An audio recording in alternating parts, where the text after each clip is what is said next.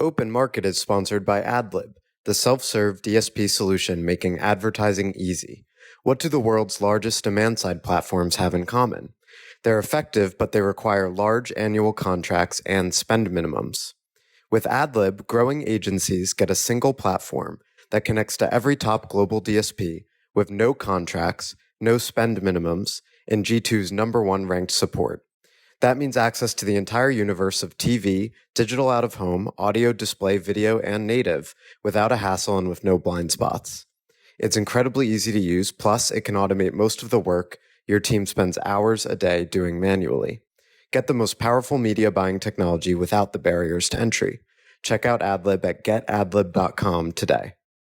Welcome to Open Market, a podcast about building companies in the advertising industry. I'm Joe Zappa. I'm joined by Eric Franchi and another Joe, because Eric doesn't have enough of them in his life, Joe Root from Permutive. How's it going, Joe? Good. Thank you for having me on. Joe, we wanted to have you on today to talk about the evolution of the DMP category, sort of changing a company's trajectory and identity as it goes. Permutive, I believe, was started in 2013 as a DMP, and that was sort of the heyday of the technology or part of it. And obviously that category has changed a lot with privacy changes. Sort of other related categories have popped up, data collaboration, clean rooms, etc. Why don't you tell us about starting the company and what the category looked like then and how it's evolved since? Yeah, of course. So I wish I could say the company was a DMP in 2013 and we had some foresight or vision for this space. We actually didn't close our first real revenue in the business until the start of 2017. So initially, actually, we were a program called Y Combinator, which is where kind of Reddit, Stripe, OpenAI all started life. We were at that point in time trying to build a platform for edge computing. So we were really interested in kind of exponential device growth, kind of these challenges around privacy with data everywhere and how you could better process data, and had this kind of initial kind of mission we were going on, which is, hey, rather than moving all this data to the cloud to process it, what can you do if you move the processing to the data and instead process stuff on device? Turns out, after 3 years of trying to sell this software, nobody wanted it. And our investors were like, hey, you should go back and speak to the tiny handful of customers who are actually using Permutive. And this was kind of tail end of 2016. We went back to them, and what we found out was we actually had a couple of customers in kind of the publishing and advertising ecosystem. And when we started to dig in, it was the earliest signs of cookie deprecation and regulation coming. So kind of Apple would introduce changes, but only changes on mobile Safari. So it's impacting a specific subset of publishers. And we started to realize, hey, when kind of cookies and signals disappear, all a publisher has left is their own data. And hey, actually, this data can be super interesting. What happens if we give them the tools to make decisions on their data rather than someone else's? And that was actually the birth of Permutive back in kind of late 2016, as we know it as a business today, which was really coming into the publisher space and say, hey, DMPs are kind of the tools you build to manage and collect data, but they weren't built for you. They were built for marketers. And as cookies deprecate and all these challenges are coming your way, you're going to need technology built for you. And that's what we kind of set out on the mission to build and deliver. How have things evolved since then, Joe? So they've evolved quite a bit. So I think what we really spotted early was kind of signal loss. So we realized, hey, signals are disappearing. I suppose we have European backgrounds, which mean we kind of saw some of the stuff coming earlier. So the thing which has remained consistent and true throughout Permutive's time has been, we've always believed that publisher signals would underpin the next generation of addressability in advertising. What has evolved and changed and shifted through that time is how advertisers interact and engage with those signals, where they do that, how they do that. So fast forward to today, and Permutive is far more of an ecosystem-based company in the sense that we make those signals available in the ad tech ecosystem, but we also make those signals available directly to advertisers to collaborate with publishers. And I think I know this show digs a lot into kind of categories. I think it's super interesting is I don't think there is a good category definition for this next kind of evolving set of companies in the space, but we certainly need to kind of oscillate and get to one as an ecosystem. Well, how do you think about the potential distinction between a DMP and a CDP? Because I always just thought of it as a shorthand as DMPs being third-party data and CDPs being first-party data. It sounds like the kind of distinction that, of course, like anyone who actually runs one of those companies would be like, well, actually. But so I'm curious how you think about that and like where you were and where you are now. So I think like what a DMP means to a publisher versus an advertiser, very different things. So for a publisher, really kind of a DMP is about, hey, how do I build a base of signals? How do I manage my audiences, my contextual signals, my identity signals? And then how do I give kind of my sales teams the ability to go and sell those signals and build stories and narratives around my audiences and my data and why you should buy directly from me? And then on the other hand, how do I integrate those signals safely into the SSPs and the DSPs and the rest of the ecosystem in a way which doesn't kind of leak my data and my value proposition? So really kind of on the publisher space, what we came in and saw was like the first generation of DMP, because they're based on third-party cookies, because Joe, to your point, they were built on third-party data and other people's data. They were really slow. They didn't work a lot of the time, and it meant only 20 to 30% of impressions were addressable. We came in kind of moving all this compute onto the device. It was super fast. We can build models. We can process unlimited data. We can do it in real time. Addressability shot up to like 99%. So on the publisher side, in some ways, it kind of looks like some of the functionality of a CDP, but really what it's focused on is kind of the unique set of problems a publisher faces in advertising, which is like, all of a sudden, I need to provide thousands of audiences. Some of those I know, some of those I don't know. The ones I don't know, I need to be able to partner and then build models to predict, and then I need to manage those into the ecosystem. So that's what Permutive has done there. And I think kind of the differences tend to actually kind of refocus on the needs a publisher needs to kind of address in the ecosystem. On the other side, for an advertiser, I think you've captured it perfectly, is kind of a DMP traditionally does kind of two things. It enables you to use third-party data, which you don't have yourself. And part two, it enables you to bring your own data and then model on top of those third-party data signals. And I think kind of the winner in that space actually ended up really being the Trade Desk, right? The Trade Desk built the largest kind of DMP. And I think kind of the notion that the CDP killed the DMP is actually kind of incorrect. I think really the Trade Desk won that and the DSP ate the DMP in that generation. But honestly, when we look at Permutive now and what we offer to advertisers, in many ways, it's what like Bluekai did, but rather than being built on third-party data, it's built on first-party publisher signals instead. On this pod, Joe Zappa and I, we get like obsessed with all things kind of like marketing and go-to-market and the challenges of like building categories or, you know, trying to dominate an existing category. It's fascinating to me that, you know, you went from a known category to, you said before, it's kind of like a new category, a new box on the Lumascape that needs to be built, so to speak. How challenging is that, right? For maybe not you, right? Because I think you can articulate it very well, but you've got a lot of people in market, you've got a lot of customers. Like, how challenging is it to build a category?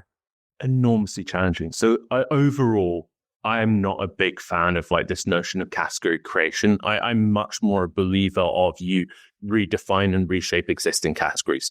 So what we did in the DMP space really effectively is we came into it and said, hey, the challenge in this space is what we call kind of targetable impressions or addressability. And hey, your existing vendor only works on 20 to 30% of impressions. You need to work across 100% of impressions in order to solve the challenges you have.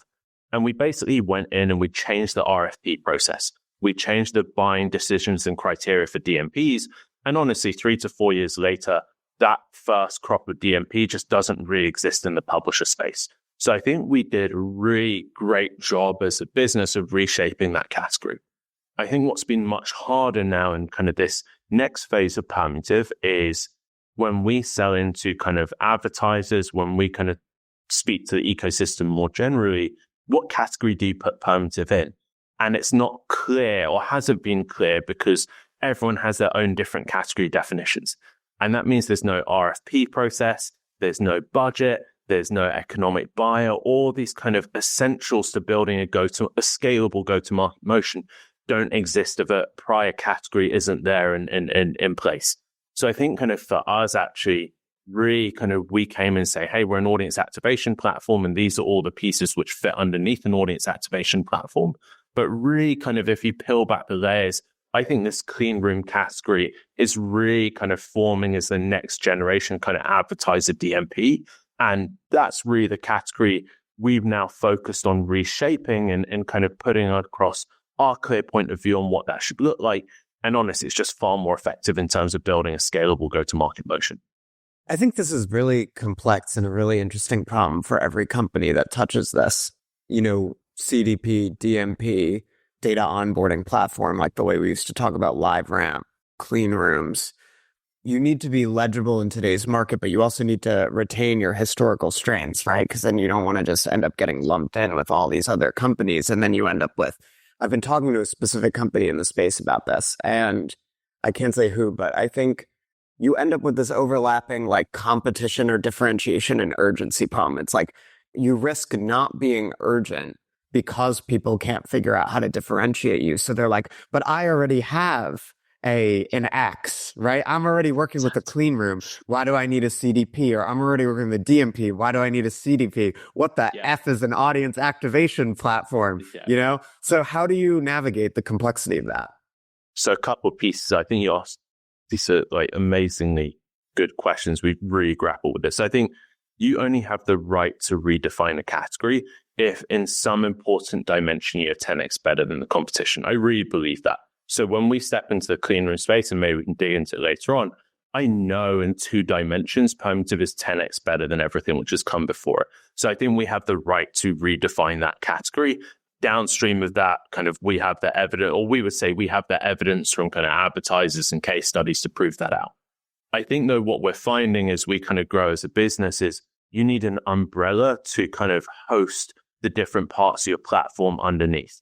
So we talk a lot about kind of what we would call DMP reimagined or clean room reimagined. And we put that under the umbrella of an audience activation platform. So it means when we're in a direct sales cycle with a publisher, we can say, hey, yeah, we're a DMP and this category needed reimagining and this is what it is. And it fits under a broader umbrella of this audience activation platform. Or when we're with an advertiser, say, hey, clean rooms need reimagining. The first version was great in terms of solving privacy challenges and how you data share without moving data, but actually it's had a whole host of operational issues which has stopped it from working. And we've gone and reimagined it, but it fits underneath this broader umbrella. What have you found works in trying to shift this narrative, trying to shift this perception from like a marketing and go-to-market perspective? We use a positioning framework, which I really loved. And obviously these things are dime a dozen, but we worked with a company called Firebrick. They had this, and actually this was really valuable to us in terms of building business. In 2016, we went along to a presentation they had, which was called Differentiate or Die. And it was kind of taking aim at kind of the first generation of product marketing, which was very feature-based and kind of located everything in a change in the world. And off the back of that change in the world, either you have opportunity or your business could potentially die and there could be real issues and challenges. So we've always used this kind of broad 10-slide framework as a way of building all positioning material and collateral at Permutive. But I think for us, what's worked really effectively has been, for us, we've always been able to locate a real challenge around addressability. For publishers, we were able to locate that in the addressability of their own data. And for advertisers, we're able to locate that addressability challenge in the over-reliance on IDs. So we're able to talk about kind of what we're able to do is take that tech piece, but locate it in a downstream real-world revenue impact. So for publishers, we're able to tell this story of, hey, is addressability disappears, kind of you're losing revenue in programmatic. At the same time, your own first-party data doesn't scale enough to build a direct sales motion around it. So you've never been able to relocate and move your revenue to more stable foundations. And that means you run the risk of your business going out of business. For advertisers, what we're really able to locate the story in is, hey, kind of outside of the walled gardens, open internet is the biggest kind of channel you have, but it doesn't work for 70% of consumers. And downstream, that means kind of performance is harder because you're bidding on smaller and smaller set of users and CPMs are going up and CPAs are going up with it and performance is going down. And also when you don't reach 70% of your consumers, well, it turns out like you can't influence sales for 70% of consumers and actually incremental sales go down. So we've been able to kind of take, I suppose, what have been technical challenges, but we always start by first locating them in real world problems. And we start the conversation with the problems and see whether the customer resonates with those problems rather than state the technical challenges and see if those resonate. Because honestly, like you're facing a whole ad tech ecosystem, right, which is saying identity is kind of the future of this. So we've always found it's better to start in that real world challenge and business problem. Do you feel like, so I always say that marketing challenges generally fall into one of three buckets, like awareness, differentiation, or urgency. We talked a bit about the overlapping differentiation and urgency problem. What do you feel like is the primary challenge for Permutive in its latest iteration? It's a good question. I would separate out kind of the two parts of our business, the publisher business, which we've always been, and then the advertiser business, which we're kind of evolving into. I would actually say the biggest challenge in the publisher business is what we would call kind of that crossing the chasm type challenge, which is, I would say, if you were an innovator or an early adopter, you almost definitely bought Permutive. And actually, as we cross the chasm, the persona and the profile who you speak to is more risk averse. Like, they aren't as focused on opportunity, they're more focused on risk, and the shape of the conversation changes. So if you were to frame the macro problem for Permutive, I would say in the publisher space, it is that we're speaking to a different buyer set and they don't care about technical differentiators anymore. They care much more about kind of Permutive being solid and safe and having done this hundreds of times over and adjusting as a business from being very tech heavy and how we talk to that is kind of an evolution. I would also say kind of when you get to the scale we're at on the publisher side, what we've realized is actually the market fragments out into smaller segments. And in some of those segments, Permutive is the dominant category leader. If you're a large-scaled enterprise publisher, you've bought Permutive. But in other segments, actually, we're a newer entrant, or there aren't that many players in that space. And we can't turn up and talk to you as if you're Condé Nast or Hearst. We have to turn up and talk to you as the business which you are. And I think that's kind of a change in depth of understanding of these segments and verticals. In the advertiser world, honestly, I think it is differentiation is the hardest piece to land in it. I think a lot of people misconstrue urgency as the problem, and people don't feel like cookies are going away. Actually, it's just not true. It's that what they've heard time and time again from LiveRamp, from Trade Desk, from others is, don't worry about it. Identity, we've got Ramp ID or we've got Unified ID and it's all going to be okay. So actually getting people to understand that that's not true and that actually these things don't scale to more than a couple of percentage points of internet traffic, that's harder to land. And the differentiation is, it's more kind of industry skepticism because I think kind of the scale of voices which we have to go up against. Yeah, it's even deeper than CDPs and DMPs or even like a LiveRamp, right? Because as you said, you have the Trade Desk essentially saying that they're solving this problem. You have agency holdcos like Epsilon's at the center of all of Publicis's messaging, for example, and they claim to solve that problem. So again, I think for publishers, the value prop is clear. I think for advertisers, it's just very complicated because you have so many different parties, not even just in the data company space, saying like our job is to help you understand your customers wherever they are and reach them and drive outcomes and yada yada. I mean, you have tens of billions of dollars of market cap whose story is rooted and located in identity. So it's just like public ad tech stock is massively over leveraged from identity. And that means like you have, the Trade Desk has hundreds of sellers who are all telling that exact same story out in market. So how do you rise above that noise as a company when someone like the Trade Desk has so many salespeople out in market? And I think actually the magic for Permutive really is when we started to realize, hey, us and our publishers share exactly the same alignment on the need for people to move past identity. And sure, Permutive does not have hundreds of sellers, but each of our publishers have tens or hundreds, and we have hundreds of publishers. So all of a sudden, if we can educate our customers on how to tell the story about the value of their signals, well, actually, we've got 10,000 people are now out in market telling that story. So I think it's complex and it's complicated, and I think we're working our way through it, but it's hard when the industry is so leveraged on ID. Joe Zappa, how would you advise Joe Root to go about this? Because this is like really exciting. The way you broke this down mathematically, Joe Root, made me think that it's a little bit less of David versus Goliath, right? It can be, if you marshal these armies of publishers and next generation publishers, I want to get back to that in a second. It could be a little bit of Goliath versus Goliath. So Joe Zappa, do you have ideas? No, it's still David versus Goliath, I think. But Yeah. Joe Root's very creative in talking about how you can leverage the publisher advantage to level the playing field a little bit. And I think that's what you'd want to think about. And obviously Joe already is. It sounds like what I'm listening for as a marketer is what is really the believable differentiator that is going to help an advertiser see that despite the fact that they have like a dozen different parties, some of whom they may already be working with, telling them they can solve this problem, they nevertheless need Permutive, that like Permutive is going to add some sort of incremental value that's going to be, the juice will be worth the squeeze. It might be something like, your publisher's favorite data platform or something like that. Like there might be some sort of ability to leverage the close relationship and the differentiator on the sell side of the market to get the buy side interested. And maybe there are connections there. Like I would need to know more about the product and the actual like quality of, that differentiation. But it's like, maybe there's something to be said for what all these other platforms are missing that Permutive sees because of its close connections with publishers over the course of a decade. Yeah, I love that framing. I think the company we've always really admired in the space is Moat. I think kind of Moat did this in a really neat and interesting way, where they won that publisher community, and then kind of that publisher community were the ones who then amplified them out. But kind of Moat had a visibility and an insight which they only got because of those publisher relationships.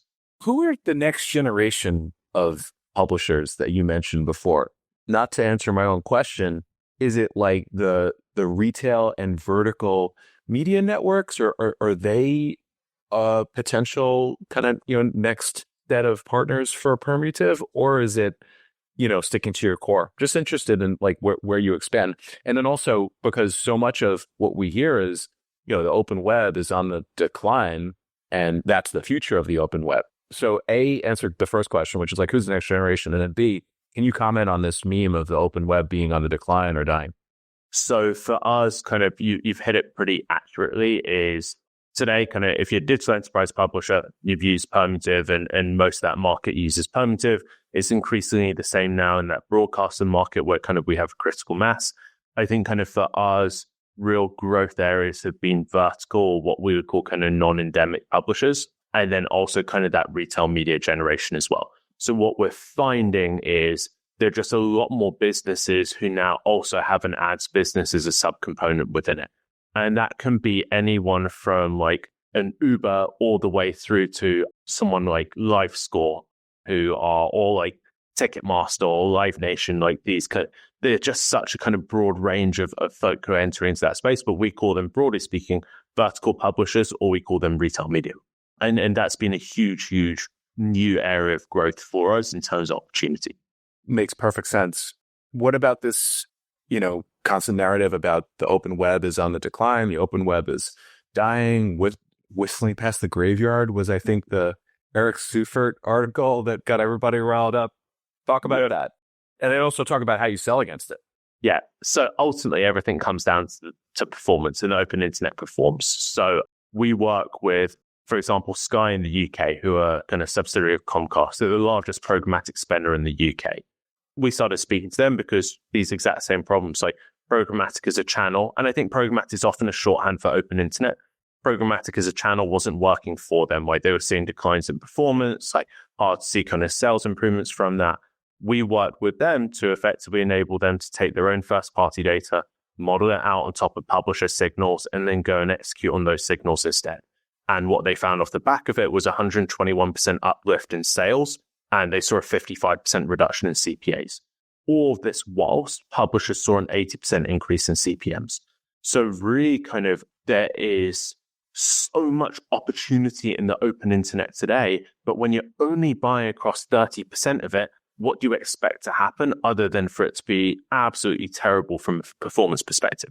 So I think kind of the first piece I say is like the open internet performs, but you have this ad tech vested interest, which is, hey, if I can't buy on top of identity, I lose my power and my ability to kind of control this market. And I say the trade desk is the primary culprit here.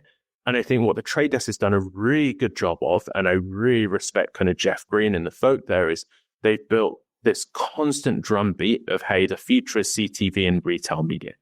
And the reason why is those are identity-rich environments which Jeff and that team can take their technology and continue to operate in and continue to have the decisioning and control which comes with kind of sitting on top of data and making the decisions around data.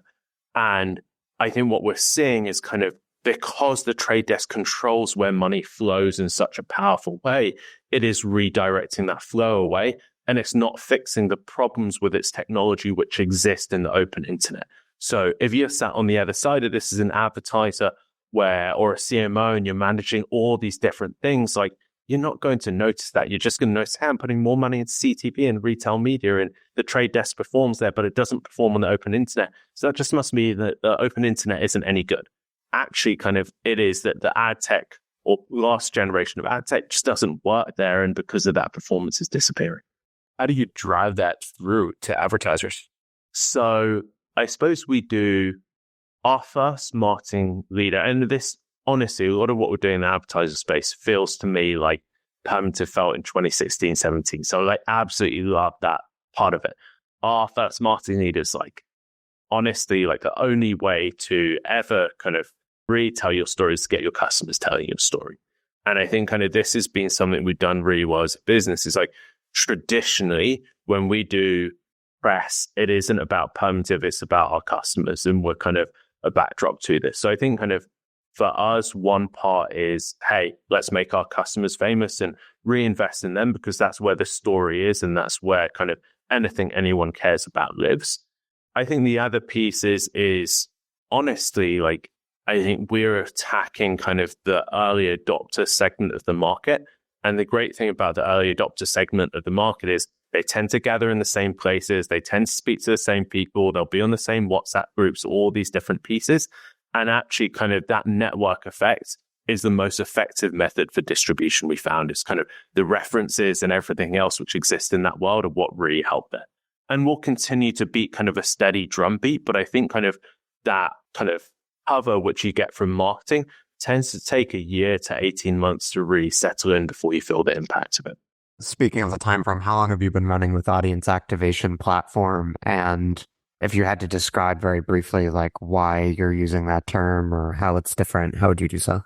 So 6 months ago is when we kind of moved on to that position framework. We kind of toyed around with different terms like audience platform and other pieces.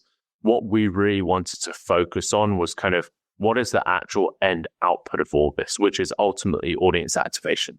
So that's why we landed on audience activation, because really that's the problem Permutive solves. We handle collaboration, we do clean room functionality, we have DMP functionality, but that's all in pursuit of enabling audiences to be activated in a privacy safe way.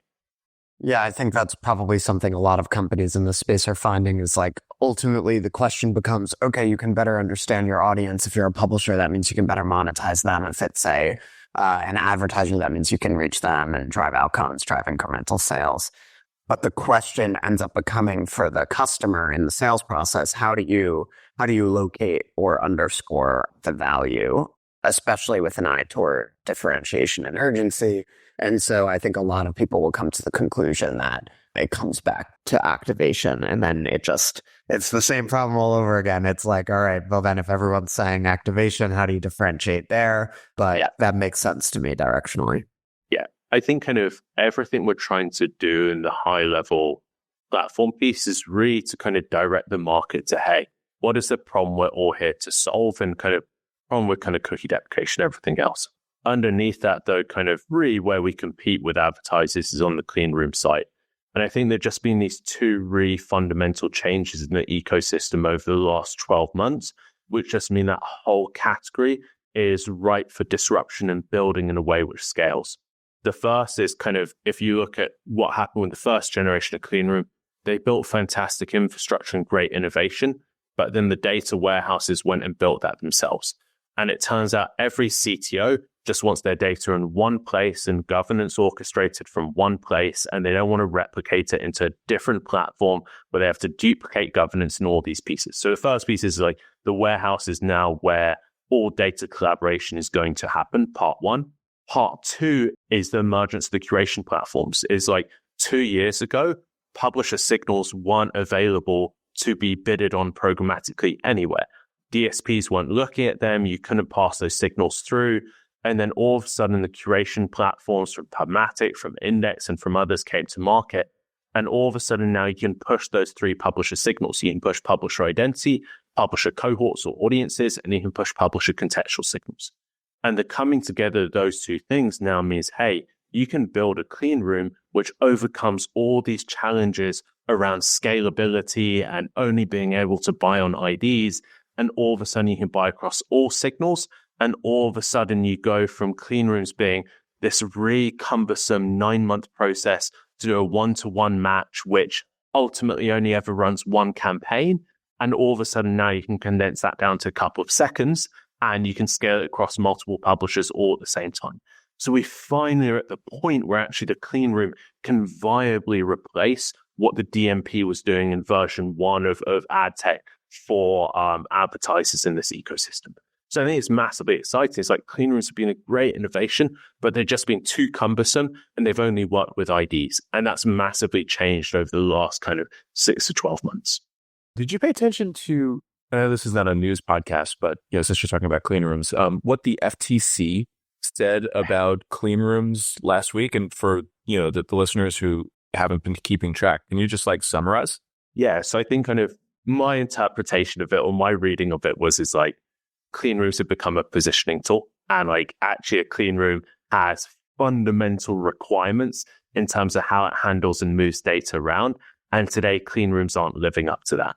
And I think kind of the challenge which we've had in the ecosystem is I think a lot of companies have said, hey, we're a clean room without really kind of grappling with, well, what are the privacy implications of being a clean room?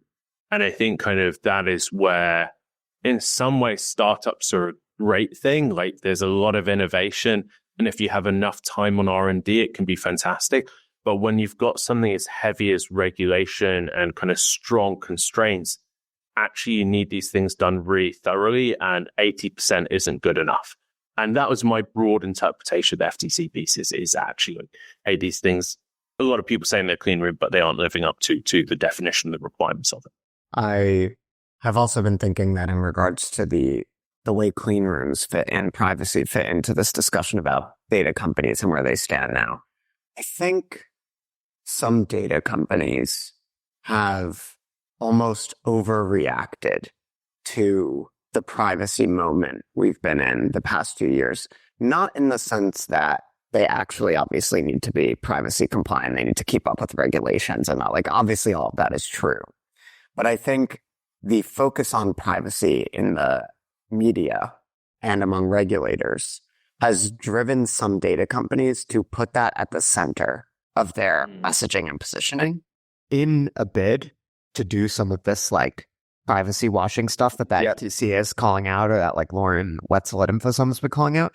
And I actually think the ironic part is I think that serves no one. It obviously doesn't serve consumers or regulators or the partners of these companies, because you want to make sure if you're saying you're privacy safe or whatever, that you actually are and you have those capabilities. But it also puts the companies that are adopting that messaging at a disadvantage because they're not privacy companies. And it's probably good that they're not. Guess what? Activating audiences is a much bigger business than some little privacy play or whatever. I don't know. Someone will be mad at me for saying that, but you don't want to put what could ultimately be sort of a process concern. Are you secure? That's kind of a process concern. And you don't want to put that at the center of your messaging necessarily, unless it really is the core innovation that you're bringing to market. Yeah. Yeah. I think it's really interesting. It's we've toyed a lot with how heavily do you pitch on privacy? And what we really came to realize was privacy is a technical feature. No one cares about. You could not care less about that's something your InfoSec team is going to deal with. You cannot position and sell on privacy. I think that's a challenge for anyone who tries to come in though saying, hey, we're the most privacy compliant, or it's just a really messy thing to get involved in. because there's no scoring system for it, and it isn't something, it is very hard to sell and differentiate on. I think what we really have learned as a business is like, actually what you need to sell is like, how is privacy reshaping our ecosystem? What's the impact of privacy downstream? How does it reshape and change the way things operate and the way the world works? And our technology is built for that world. Not that we're like the best company for privacy, but rather we're built for the world which privacy is reshaping and creating. So for us, when we look at the world, what we really say and believe as a business is like, actually consumers just have a lot of choice. And that means in the old version of ad tech, there was only one privacy persona. It was like, you can track everyone and everything. And now the world is fragmented into dozens, if not hundreds, of different privacy personas and profiles, and everyone can adopt their own. And you need an activation platform and you need a buying stack which can adapt to every single consumer's choices around privacy. So I think kind of maybe it sounds very nuanced, but I suppose for me, I don't think you can differentiate on privacy. I think what you can say is, hey, the world looks different. And as a result, these are the requirements of any technology for this world, which has been reshaped by privacy. One of the things that I admire about you and I admire about Permutive is, ad tech can be a game of, trying to find the next market to expand into, trying to figure out how to steer the ship. Joe Zappa and I did an episode about this, like early on, right? Like, Joe, I forget if it was like, what if your TAM is too small, or like, where do you go? And I look at you and Permutive as a company that, has like, I think made a lot of those right decisions, or seeming to, make a lot of those right decisions along the way. Do you have any advice for founders and CEOs who listen to this pod about this like one thing that seems to be a real existential decision that every ad tech company faces? Like, how do you figure out where to go next? So one, I appreciate that. I think you're being more generous than perhaps the way we've executed on it. But I think for us, I'm a massive, massive believer in focus. And I think I really believe in that kind of Peter Thiel type approach of like, define your market down to small enough that you can truly kind of dominate and be the best player within that space. Yeah, so I think I wouldn't use quite that word, but if you can define your market tight enough, you can kind of build majority market share within it. So I think for us, we've always been very conscious of that, is we want to define our market in such a way that we can always feel like we're winning as a business, and we can always know that the business is winning in that market. I think in ad tech specifically, there is this kind of jump you make from sell side to buy side, and like, how do you time that, and how do you then run both of those businesses in parallel? And that's a journey everyone has to kind of go on. I think for us, it has actually been much more led by the market than it's been led by Permutive. So I think we've had two versions. We had one version where we tried to force the change, and we said, hey, we're now going to work with advertisers as well. And the market timing was just wrong. And there's nothing you can do to trump market timing. Then there's this version where there's the pull from the market, and that's very different. So I suppose from a really long-winded way of saying, it's like, I suppose there are two strong beliefs I have. One strong belief is like, define your market tight enough that you can always be winning. And if you're going to increase your TAM, always do it in a way in which there's still an opportunity to be that market winner over 2 to 3 year time horizon. Second piece though is like, for all a founder wants to do around growing their TAM, like, market determines everything, and timing is the one thing which you can't ever get around. And for as much as you may want your market to grow faster, or you may want to kind of move into a new segment, if the timing's wrong, nothing else works. And in many ways, it's about being around long enough to be there for that timing moment. I think that's a great note to end on. Joe, thank you so much. This ended up being very much like our Sincere episode. It was very much like sort of workshopping the messaging and positioning in real time with the founder, which I really appreciate. I think especially for the data category, as I said, there are like 20 companies that like touch this problem in one way or another, who are figuring out how to position themselves given the current landscape. So I thought this was enormously helpful, and I think our audience will too. Thank you, Joe. Thank you, Eric. And I wouldn't be surprised if we use some of those positioning tools in some upcoming collateral. Please do. Amazing. Joe Root, Joe Zappa, thank you so much. Everyone, like, subscribe, yell at Joe Zappa in the public square. We will see you next week. Bye-bye, everybody.